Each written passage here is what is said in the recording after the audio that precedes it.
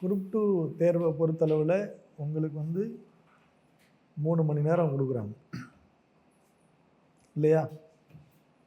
இந்த 3 மணி நேரத்தை இப்போ நீங்கள் படித்ததெல்லாம் ஒரு பக்கம், இறுதியாக அந்த 3 மணி நேரத்தை எப்படி நீங்கள் பயன்படுத்த போகிறீங்க அப்படிங்கிறத பொறுத்து தான் நம்முடைய வெற்றி அமையப்போகுது. சரியா? அந்த 3 மணி நேரத்தை நீங்கள் எஃபெக்டிவாக பயன்படுத்தணும். இப்போ அதுக்கு முன்னாடி இப்போ நமக்கு புதன்கிழமை இருக்குது, வியாழக்கிழமை இருக்குது, வெள்ளிக்கிழமை இருக்குது, 3 நாட்கள் இருக்குது. இந்த 3 நாளில் ஏற்கனவே நான் வந்து உங்களுக்கு ப்ரிப்பேர் பண்ண ஷெடியூலை வந்து ரிவைஸ்டாக பயன்படுது. மீண்டும் மீண்டும் அதையே அந்த அந்த ஸ்டைல்லே எடுத்துகிட்டு போங்க. ப்ரீவியஸ் இயர் கொஸ்டின், ஒரு சப்ஜெக்ட், நம்முடைய model test. Previous year question கூட இனிமேல் நமக்கு அது போக வேண்டியதில்லை. நம்முடைய மாடல் டெஸ்ட் அதை ஸ்பீடாக எடுத்துகிட்டு போங்க. ஜென்ரல் இங்கிலீஷ்க்கும் ஜென்ரல் தமிழுக்கும் முக்கியத்துவம் கொடுங்க. புத்தகத்தில் ஏற்கனவே நீங்கள் படிச்சிருந்தால் மட்டும் புத்தகத்தை ரிவிஷன் பண்ணுங்கள். புதுசாக புத்தகத்தில் போய் படிக்க வேண்டாம். ஏற்கனவே என்ன மெட்டீரியல் நீங்கள் படிச்சிருக்கிறீங்களோ அந்த மெட்டீரியலை மட்டும் நீங்கள் நல்லா பயன்படுத்துங்க.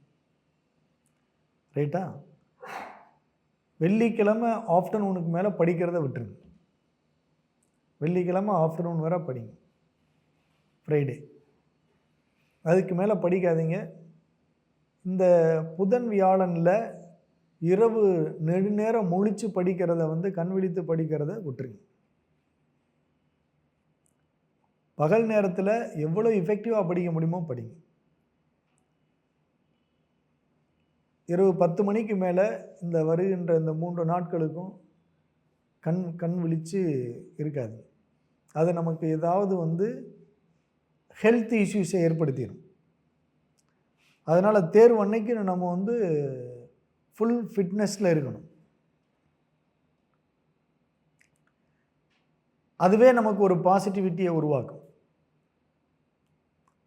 ரைட்டா? இப்போ இருக்கிற 3 நாளும் நீங்கள் வந்து கொஞ்சம் ஒரு கான்ஃபிடென்ட்டோட ரிலாக்ஸ்டாக படிங்க.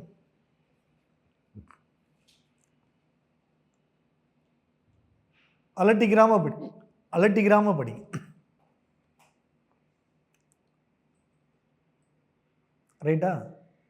கண்டிப்பாக உங்களால் நல்ல மதிப்பெண்களை பெற முடியும், தேர்வில் வெற்றி பெற முடியும். இது வந்து ப்ரிலிம்ஸ் அப்படிங்கிறது ஒரு என்ட்ரன்ஸ் டெஸ்ட் தான். இது உங்களை சர்வீஸுக்கு எடுத்துகிட்டு போகிற டெஸ்ட்டு இல்லை.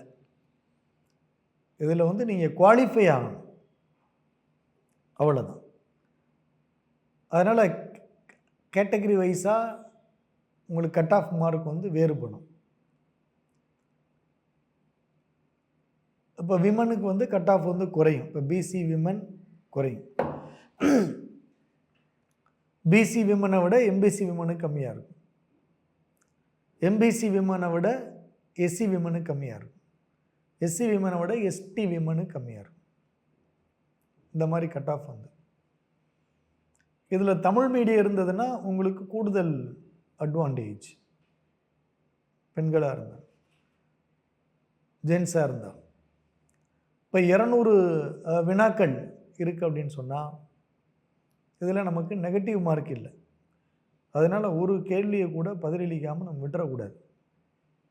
அதில் நம்ம வந்து தெளிவாக இருக்கணும். அது மாதிரி நேற்று டிஎன்பிஎஸ்சி இன்ஸ்ட்ரக்ஷன் கொடுத்துருக்குறாங்க. தேர்வு வரைக்கு 1 மணி நேரத்துக்கு முன்னே தான் வரணும்னு சொல்லியிருக்கிறாங்க. அதனால் எங்கே உங்களுக்கு சென்டர் போட்டிருக்கிறாங்க அப்படிங்கிறத முன்னாடியே ஒரு முறை விசிட் பண்ணி கூட வச்சுக்கோங்க. உங்களுக்கு தெரிந்த இடமா இருந்தால் பிரச்சனையே கிடையாது. ஊரில் எழுதுகிறவங்க எளிதாக கண்டுபிடிச்சிருவீங்க. சென்னையில் சென்டர் போட்டுருக்கிறவங்க அந்த ஸ்கூல் எங்கே இருக்குது அப்படிங்கிறத கொஞ்சம் நாளே ஐடென்டிஃபை பண்ணி வச்சுக்கோங்க. இப்போ நிறைய டெக்னாலஜி வந்துடுச்சு. அதனால் லொக்கேஷன் போட்டால் நம்மளுக்கு அந்த ஸ்கூலுக்கு எளிதாக போயிடலாம். சில நேரங்களில் லொக்கேஷனே நம்மளை வந்து மிஸ்கைட் பண்ணி எடுத்துகிட்டு போயிடும். என்ன பார்த்துருக்கீங்களா? ஆகையினால் அவங்க கொடுத்த 1 மணி நேரத்துக்கு முன்னாடி போக முடியாத சூழ்நிலை வந்து உருவாயிடக்கூடாது. அது வந்து தேவையில்லாத ஒரு பதட்டத்தை நமக்கு ஏற்படுத்தும். ஹால் டிக்கெட் டவுன்லோட் பண்ணுறது, தேர்வு அறைக்கான மற்ற பென், பேனா இந்த மாதிரி எல்லா பொருள்களையும் எடுத்து வச்சுக்கிறது, இதையெல்லாம் வியாழக்கிழமையே முடிச்சிருங்க, வெள்ளிக்கிழமைக்கு வச்சுக்கிறாதீங்க.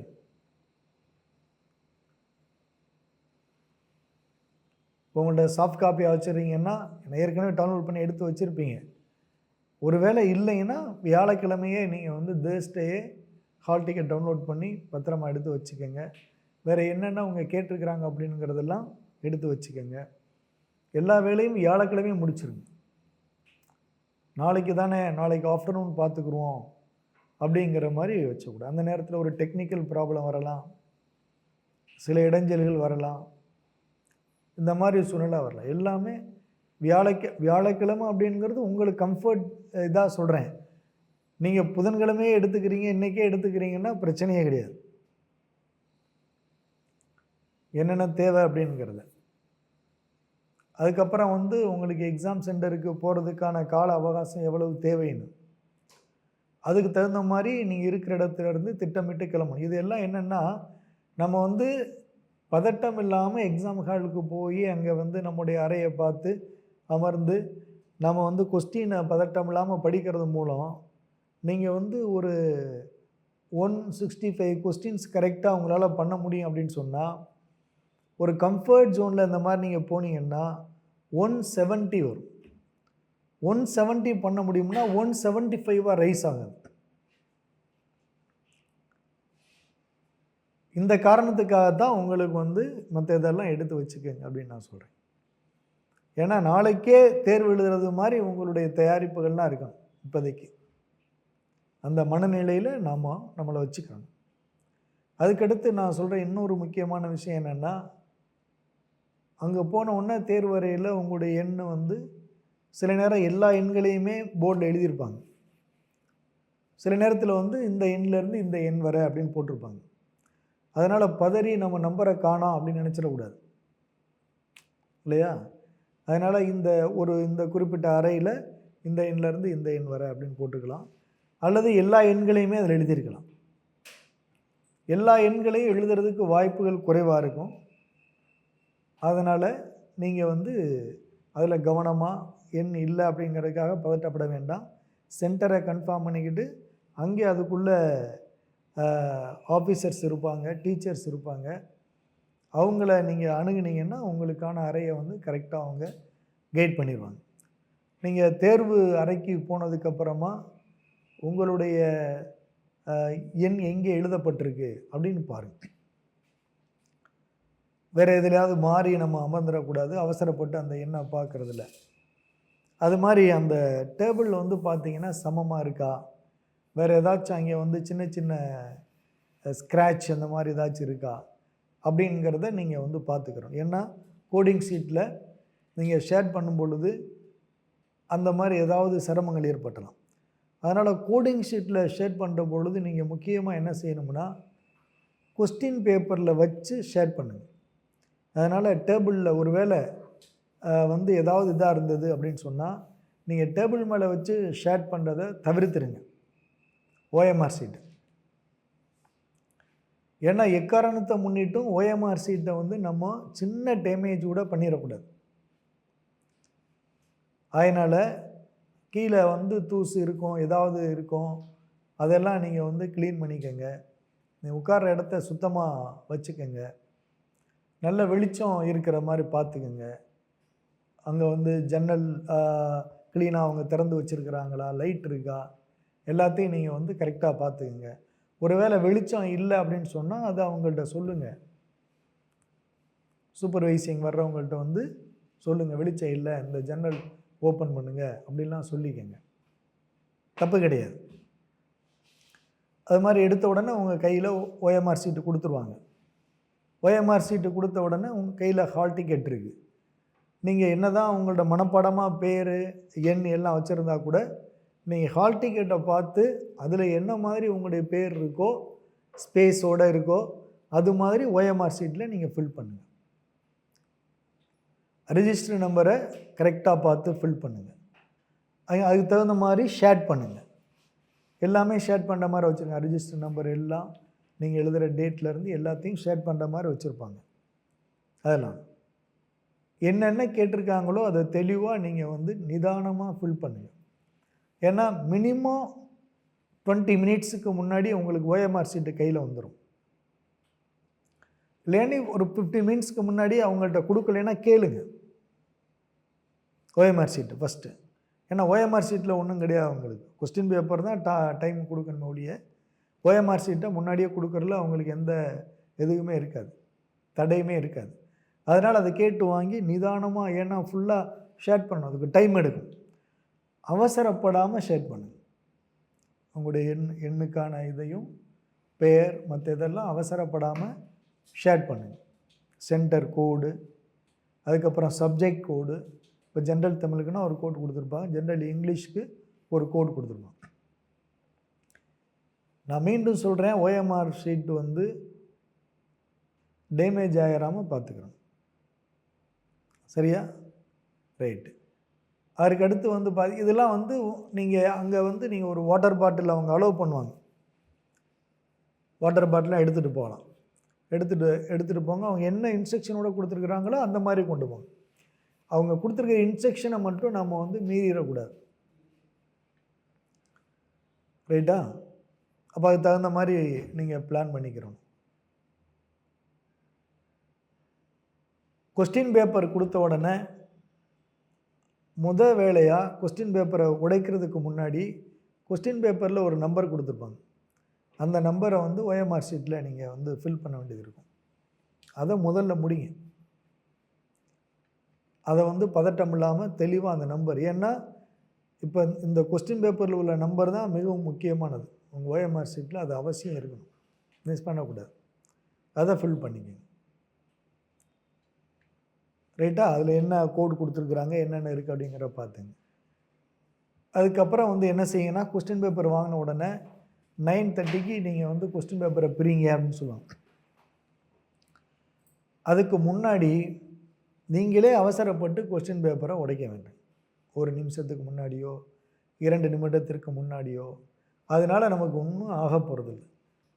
பதட்டம் இல்லாமல் உட்காந்துருங்க. கொஸ்டின் பேப்பர் வந்ததுக்கப்புறம் கூட ஓஎம்ஆர் ஷீட்டை ஒரு தடவை செக் பண்ணுங்கள். பேர், சென்டர் கோடு எல்லாம் கரெக்டாக நம்ம வந்து ஃபில் பண்ணியிருக்கிறோமா அப்படிங்கிறதையும் கரெக்டாக செக் பண்ணிக்கணும். அவங்க நீங்கள் கொஸ்டின் பேப்பரை ஓப்பன் பண்ணுங்கள் அப்படின்னு சொல்லிவிட்டு பெல் அடித்த உடனே கொஸ்டின் பேப்பரை ஓப்பன் பண்ணுங்கள். ரைட்டா? இதெல்லாம் வந்து நிதானமாக இருக்கணும், பதட்டம் இல்லாமல் இருக்கணும். அங்கே எக்ஸாம் ஹால் போன உடனே எப்போவுமே நீங்கள் வந்து இன்றைய தேதியிலேருந்து நீங்கள் அந்த முயற்சி எடுக்கலாம். 5 நிமிடத்திற்கு ஒரு முறை வந்து நல்லா மூச்சு நல்லா இழுத்து விடுங்க. இப்போ உட்காந்து படிச்சுட்டீங்களா, ஒரு 5 மினிட்ஸ் கழித்த உடனே நல்லா மூச்சு இழுத்து விடுங்க. மூச்சு இழுத்து விட கண்ணை மூடிக்கிட்டு இப்படியே மூச்சை கண்ணை மூடிட்டு இருக்கணும்னு அவசியம் இல்லை. சாதாரண வாங்குகிற மூச்சை வந்து கூட கொஞ்சம் நேரம் இழுத்துக்கங்க. அது படிக்கிறதுக்கோ எதுக்குமே தடையாக இருக்காது. ரைட்டா? அதனால் நல்லா மூச்சு இழுத்து விடுங்க. உங்களுக்கு ஆக்சிஜன் கிடச்சிக்கிட்டே இருக்கும் பிரெயினுக்கு. பிரெயின் வந்து சுறுசுறுப்பாக இருக்கும். அப்போ தான் வந்து உங்களுக்கு ஏற்கனவே நீங்கள் படித்தது எங்கேயோ இருந்ததெல்லாம் அது நினைவு கொண்டு வந்துக்கிட்டே இருக்கும். இல்லையாட்டி அது வந்து காம்ப்ளிகேஷனுக்கு போயிடும். அதனால் சில இது படித்தமே யோசித்தமேன்ற மாதிரி வரும். அதனால் ஒரு 5 நிமிடத்துக்கு ஒரு முறை நல்லா மூச்சு இழுத்து விட்டுக்கங்க. அது வந்து நீங்கள் படிக்கிறதையோ எதையுமே தடுக்காது. அந்த மாதிரி பார்த்துங்க. அரை மணி நேரத்துக்கு ஒரு முறை கொஞ்சமாவது தண்ணி குடிச்சுக்கோங்க. ஏன்னா கொஸ்டின் பேப்பர் வாங்கி நீங்கள் ஷேர் பண்ணி படிக்க ஆரம்பிச்சிட்டிங்கன்னா தண்ணி ஒன்று வாட்டர் இருக்கிறதே மறந்துடும். அதனால் அரை மணி நேரத்துக்கு ஒரு தடவை, குறைந்தபட்சம் அரை மணி நேரத்துக்கு ஒரு முறை கொஞ்சம் ரிலாக்ஸ் பண்ணிக்கிட்டு நல்லா மூச்சை இழுத்து விட்டுக்கிட்டு கொஞ்சம் தண்ணி குடிச்சுங்க. இதெல்லாம் என்னென்னா உங்களுக்கு மைண்டு வந்து சுறுசுறுப்பாக வச்சுக்கிறதுக்கும் நல்லா சிந்திக்கிறதுக்கும் வசதியாக இருக்கும். ரைட்டா? இப்போ கொஸ்டின் பேப்பரை பார்த்த உடனே இப்போல்லாம் வந்து உங்களுக்கே தெரியும், ரொம்ப லென்த்தியஸ்ட்டு கொஸ்டினாக கொடுக்க தொடங்கிட்டாங்க. அதனால் உங்களுக்கு 2.5 மணி நேரத்துக்கு குறையாமல் உங்களுக்கு நேரம் வந்து தேவைப்படும். கொஸ்டின் வந்து டஃப்பாக இருக்கு அப்படிங்கிறதுக்காக நீங்கள் கவலைப்பட வேண்டியதில்லை. ஏன்னா தேர்வு எழுதுகிற அத்தனை பேருக்கும் அதே வினாக்கள் தான் கொடுக்கப்பட்டிருக்கு. நீங்கள் வந்து கடினமாக இருக்குன்னு ஃபீல் பண்ணிங்கன்னா இது ஒவ்வொருத்தரும் அதை ஃபீல் பண்ணுவாங்க. எழுதுறதுல ஒரு 500 பேர் வேணுன்னா அதை கடினமாக இல்லைன்னு ஃபீல் பண்ணலாம். ஒட்டுமொத்தமாக எழுதுகிறவங்க தமிழ்நாடு முழுக்க மீத எல்லாருமே அதை கடினமாக ஃபீல் பண்ணுவாங்க. சில பேர் கொஸ்டின் கடினமாகவே இருக்காது, அப்படி நிறைய பேர் இருப்பாங்க.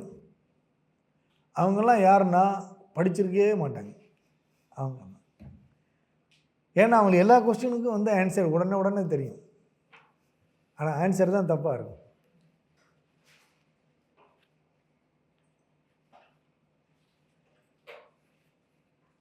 இன்னொரு விஷயம், அங்கே நீங்கள் எக்ஸாம் சென்டரில் போனீங்கன்னா பார்த்தீங்கன்னா உங்களுக்கு நிறைய பேர் புது புத்தகத்தை வாங்கிட்டு வந்து பார்த்து படிச்சுக்கிட்டு இருப்பாங்க.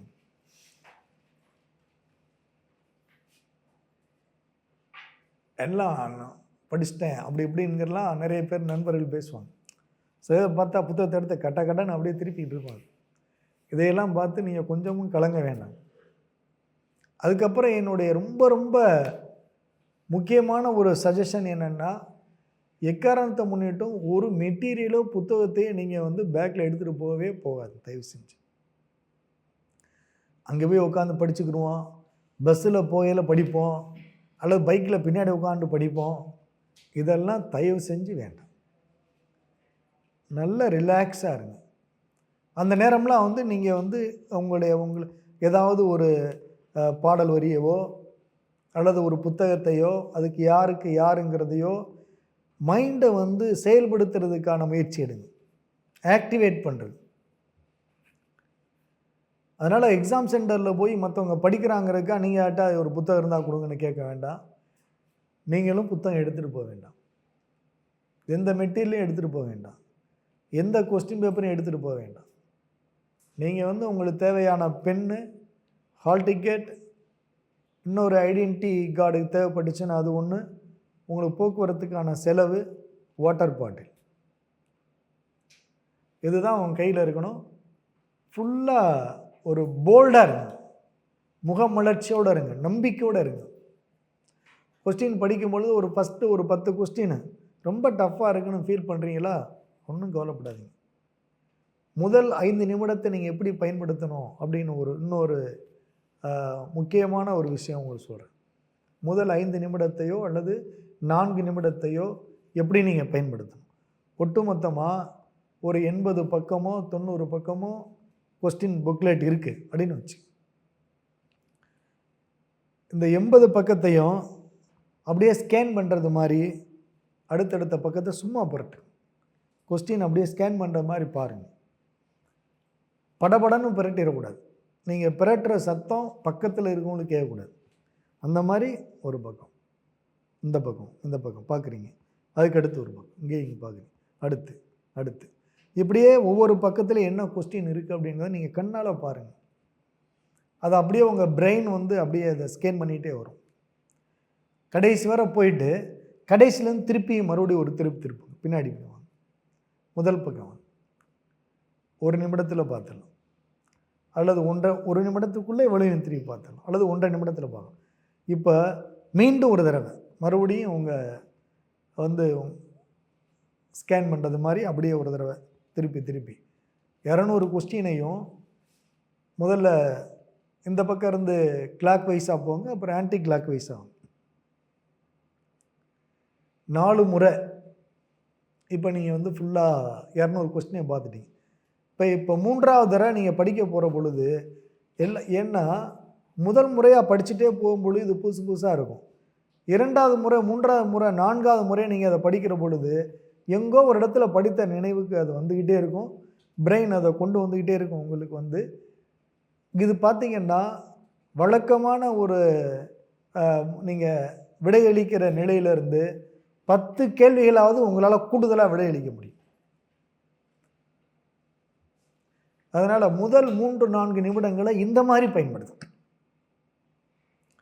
ஏன்னா ஒரே ஒரு வினாவில் நம்ம வந்து உள்ளே அங்கே போயிடுவோம், ஒரே ஒரு வினாவில் நம்ம வெளியில் வந்துடும்.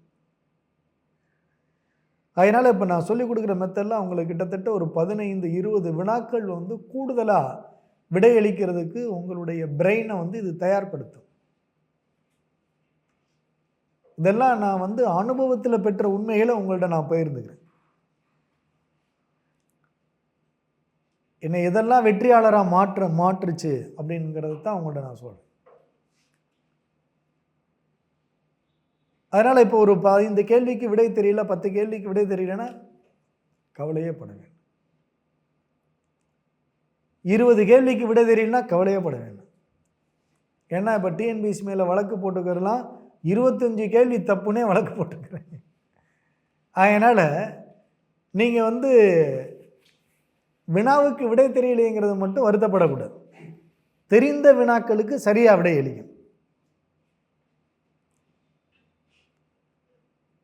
பதட்டாகக்கூடாது. விடை தெரியவில்லைன்னு ஒரு இவற்றுள் எதுவும் இல்லையா அல்லது விடை தெரியவில்லையா ஈன்னு ஒரு ஆப்ஷன் வச்சுருக்கிறாங்க. எக்காரணத்தை முன்னிட்டு அதை நீங்கள் போட்டுற வேண்டும். ஏன்னா இந்த 4 ABCD 4க்குள்ள ஒன்று தான் ஆன்சர். அவங்கள காப்பாற்றிக்கிறதுக்காக அப்படி ஒன்று ஆப்ஷன் வச்சுருக்கிறாங்க. நாளைக்கு இது எதுவுமே தப்பு அப்படிங்கிற பொழுது அப்படின்னா நீங்கள் போட வேண்டியதானே அப்படின்னு நம்மகிட்ட கேட்கறதுக்காக ஒரு ஆப்ஷன் அது. ஆனால் இந்த 4ல் 1 தான். யாருமே வினா எடுக்கும் பொழுது விடை தெரியாமல் ஒரு வினாவை எடுக்கிறதே கிடையாது. உங்களே எடுக்க சொன்னால் கூட அப்படித்தான் நீங்கள் செய்யும்.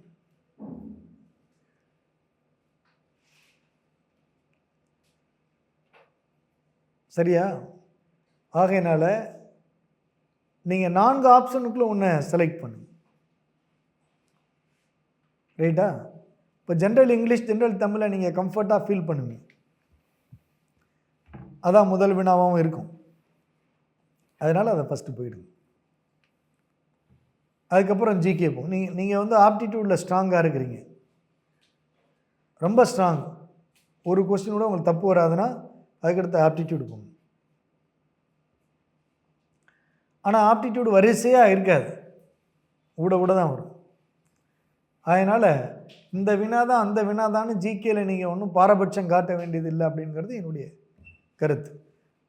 ஆப்டிடியூடை நீங்கள் கடைசியாக கூட வச்சுக்கலாம். இப்போ தெரிந்த வினா கரெக்டாக உங்களுக்கு விடை தெரியும், அந்த ஏற்கனவே நான் உங்களுக்கு சொல்லியிருக்கிறேன். அந்த வினாவுக்கு விடை அளிக்கிறதுக்கு அதிகபட்சம் 5 செகண்ட் தான் பயன்படுத்தணும். இது மாதிரி ஒரு 20 வினா இருக்குன்னு வச்சுங்களேன், ஒரு 5 செகண்ட் தான் நீங்கள் பயன்படுத்துறீங்க ஷேர்ட் பண்ணுறதுக்கு. ஒரு 20 வினான்னா 30 வினா இருக்குன்னா நீங்கள் ஒரு 5 நிமிடத்துக்குள்ளே அதெல்லாம் முடிச்சிடலாம்.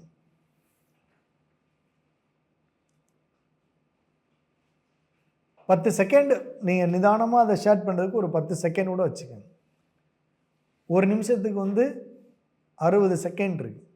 அதனால் 6 வினாவுக்கு பதிலளிக்கலாம். 5 நிமிடத்தில் 30 வினாக்களுக்கு பதிலளிக்கலாம். இதெல்லாம் உங்களுடைய திறமையை பொறுத்து. அதுக்காக அவ்வளோ அவசரமாக பதிலளிக்கணும்னு அவசியம் கிடையாது. தெரிந்த வினாக்கள் கூட நீங்கள் வந்து 20 செகண்டோ 30 செகண்டோ எடுத்துக்கங்க, தப்பு கிடையாது. ஏன்னா நீங்கள் வந்து 10வது கொஸ்டினுக்கு ஆன்சர் பண்ணுறீங்க, அப்புறம் 15வது கொஸ்டினுக்கு ஆன்சர் பண்ணுறீங்கன்னா 10க்கு கரெக்டாக நீங்கள் இது பண்ணிக்கிறணும், விரல் வச்சுக்கணும். 15 ஆன்சர் பண்ணுற பொழுது நீங்கள் கொஸ்டின் புக்லெட் மேலேயே நீங்கள் இதை வச்சுக்கோங்க, OMR ஷீட்டை, டேமேஜ் ஆகாமல் இருக்கும். ரொம்ப அழுத்தி வந்து ஷேர்ட் பண்ணணும்னு அவசியம் இல்லை. நீங்கள் ஷேர்ட் பண்ணுறது அந்த எழுத்தை மறைக்கணும். அது மாதிரி அந்த வட்டத்தை ஃபுல்லாக நீங்கள் வந்து எங்கேயுமே இடம் இல்லாமல் மறைச்சிடும். அதுக்குள்ளே டிக் பண்ணி விடுறது இல்லையா, லேசாக ரவுண்ட் அடிக்கிறது, அந்த மாதிரி இல்லாமல் பார்த்துக்கிறோம். அது மாதிரி இன்னொரு சில பேர் செய்வாங்க, கொஸ்டினில் டிக் பண்ணிகிட்டே வருது, இது பி இது சின்னு, கடைசியில் OMRல கடைசியாக வச்சு பண்ணிக்கிறோம். அது மாதிரி செய்யக்கூடாது. ஏன்னா அந்த மாதிரி ஆன்சர் பண்ணும்போது எங்கேயா ஒரு இடத்துல மாற்றி இன்னொரு இதுக்கு போயிட்டோன்னு வச்சுங்களேன், டோட்டல் ஓஎம்ஆர் சீட்டே தப்பாக போயிடும். ஏன்னா பென் வேறு, பென்சிலாவது லேசாக ஏதாச்சும் பண்ணிட்டு போயிடலாம். இன்னொரு விஷயம், ஆன்சர் பண்ணும் பொழுது முதல்ல ஆன்சர் பண்ணுற அதே இதில் ஏற்கனவே சின்னு போட்டிருப்பீங்க, அடுத்தது ஏயாக இருக்கும், அதே இதில் ஏன்னு போட்டுட்ருப்பீங்க. அதையும் கவனிச்சு. அதனால் முதல்ல ஆன்சர் பண்ணதில் அதுக்கு அடுத்ததில் தான் நம்ம வந்து ஷேர் பண்ணுறோமாங்கிறத கன்ஃபார்ம் பண்ணிக்கணும்.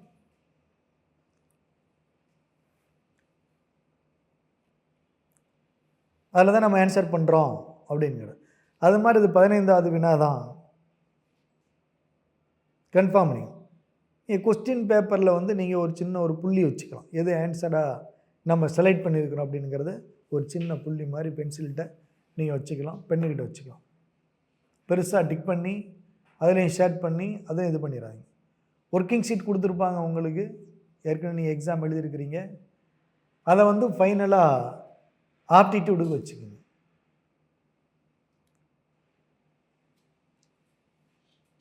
சரியா?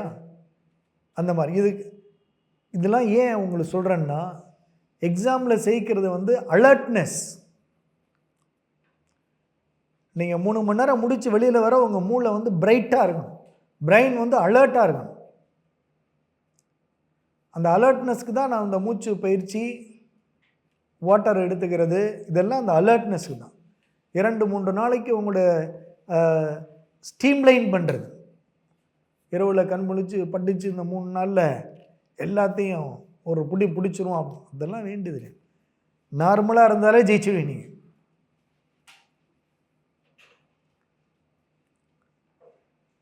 அனைத்து வினாக்களுக்கும் விடையில்லை. ரைட்டா? அதனால் உங்களுடைய வெற்றி வந்து சிறந்த வெற்றியாக இருக்கும். மிகப்பெரிய வெற்றியை உங்களால் இந்த தேர்வில் அடைய முடியும். நான் சொல்கிற இதையெல்லாம் நீங்கள் வந்து மைண்டில் வச்சுக்கிட்டு அதுக்கு தகுந்த மாதிரி உங்களை நீங்கள் தயார்படுத்துங்க. நாளைக்கு வந்து வாய்ப்பு இருந்தால் எல்லாருக்கும், ஏன்னா திருக்குறள் வந்து ஜிஎஸ்லேயும் கேட்குறாங்க, ஜிகேலையும் கேட்குறாங்க. அது மட்டும் உங்களுக்கு சிம்பிளாக ஏதாவது முக்கியமான குறள் மட்டும் சொல்ல முடியுமான்னு பார்க்குறேன். எல்லோரும் பயன்படுத்தணும், நல்லபடியாக பயன்படுத்தணும். இல்லை ஆன்லைன்லேயே எடுத்துக்கலாம். நமக்கு என்னென்னா, நமக்கு வாழ்க்கையில் வெற்றி பெறணும், தேர்வில் வெற்றி பெறணும், அது நம்முடைய லட்சியம், நம்முடைய நோக்கம். செவிக்கு உணவு இல்லாத போது சிறிதளவு வயிற்றுக்கும் ஈயப்படும். எவ்வளவு? சிறிதளவு. செவிக்கு தான் பெரிதளவு வேணும் உணவு, இல்லையா? அதனால் வள்ளுவருடைய ஒரு முக்கியமான குறள் இருக்கு, ஊழையும் உப்பக்கம் காண்பர் உழைவு இன்றி தாழாது உயற்றுபவர். ஒருவனுக்கு வெற்றி பெற வேண்டும், உயர்ந்த நிலையை அடைய வேண்டும் என்ற ஊழ்வினை அவனுக்கு இல்லாமல் இருக்கலாம், அல்லது இல்லை என்று பலர் சொல்லலாம்.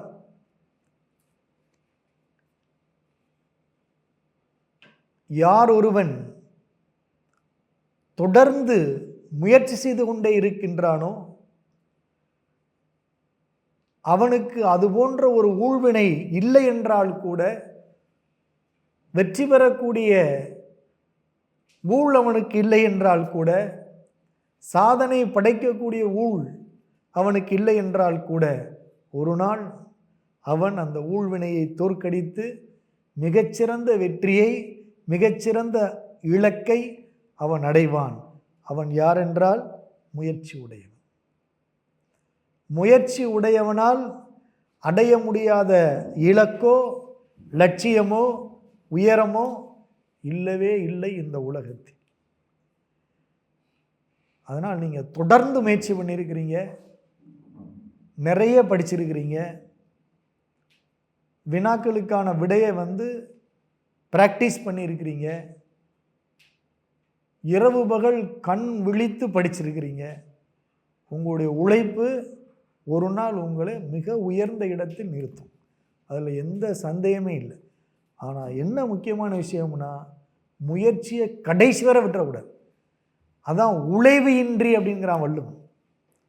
தொடர்ந்து முயற்சி செய்பவர்கள் அப்படின்னு. தொடர்ந்து முயற்சி செய்கின்ற முயற்சியை உடையவர்கள், அந்த பண்பை உடையவர்கள், அவர்கள் வாழ்க்கையில் தோல்வியே இல்லை. ஊழ்வினையால் அவர்களை ஒன்றுமே செய்ய முடியாது. அதனால தான் அதையும் விட சொல்லி வச்சார், தெய்வத்தால் ஆகாதெனினும் முயற்சி தன் மெய்வருத்திய கூலி தரும். தெய்வம் கூட ஒரு நேரம் சரி ஒன்றும் செய்ய முடியாதுப்பான்னு கை விட்டுருமா, ஆனால் முயற்சி ஒருத்தனை கைவிடுறதில்லை இல்லையா? அப்படிப்பட்ட முயற்சி உடையவர்களாக உங்களை நான் பார்க்கிறேன். அதனால் எப்போவுமே உங்களுக்கு நம்ம நிறுவனம் எப்பவும் உறுதுணையாக இருக்கும். உங்களை சிறந்த வெற்றியாளராக மாற்றுகின்ற வரை நிறுவனமும் உங்களோடு சேர்ந்து உழைத்து கொண்டே இருக்கும். உங்களுக்கு முன்னால் நிறுவனம் ஓடிக்கொண்டே இருக்கும். ஆனால் முயற்சி, ஏன்னா உங்களுக்கு எல்லாருக்கும் ஏஜ் இருக்குது, சாதிப்பதற்கான வாய்ப்புகள் இருக்குது, தொடர்ந்து வாய்ப்புகள் உருவாகிக்கிட்டே இருக்குது. ஒவ்வொரு வாய்ப்பையும் நீங்கள் வெற்றியாக மாற்றுங்க. அதனால் அந்த வாய்ப்பை விட்டுருவோம், அடுத்த அப்படி இல்லை, ஒவ்வொரு வாய்ப்பையும் வெற்றியாக மாற்றுங்க. இப்போ குரூப் 2வா, அப்புறம் குரூப் 1, அப்புறம் சிவில் சர்வீஸ் அப்படின்னு ஒவ்வொரு வாய்ப்பையும் வெற்றியாக மாற்றுங்க. எவ்வளோ நடிகர்களை பார்க்குறீங்க, ஒரு படம் ஜெயிச்சிச்சுன்னா அடுத்த படம் நடிக்காமல் இருந்துறாங்களா? அதை விட அதிக சம்பளம், அதை விட பெரிய வெற்றி.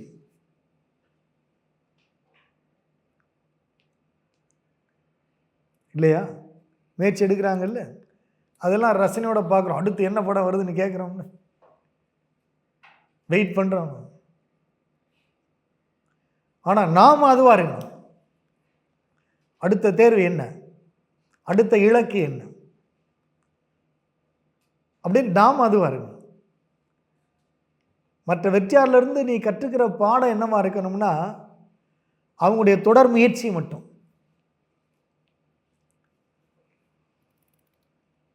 எப்படி எதையுமே கைவிடாமல் மீண்டும் மீண்டும் முயற்சி செய்கிறார்களோ, தோல்வி வந்த பொழுதும் மீண்டும் முயற்சி எடுக்கிறார்களோ, அதுபோல நாமும் முயற்சி எடுக்கணும். நான் சொன்ன எல்லாத்தையும் நீங்கள் கரெக்டாக ஃபாலோ பண்ணுங்கள். உங்களால் அதிகப்படியான வினாக்களுக்கு சரியான விடையை அளிக்க முடியும். நிச்சயமாக நீங்கள் எல்லாரும் முதன்மை தேர்வு எழுதுவீங்க, வெற்றி பெறுவீங்க. என்னுடைய வாழ்த்துக்கள். நன்றி.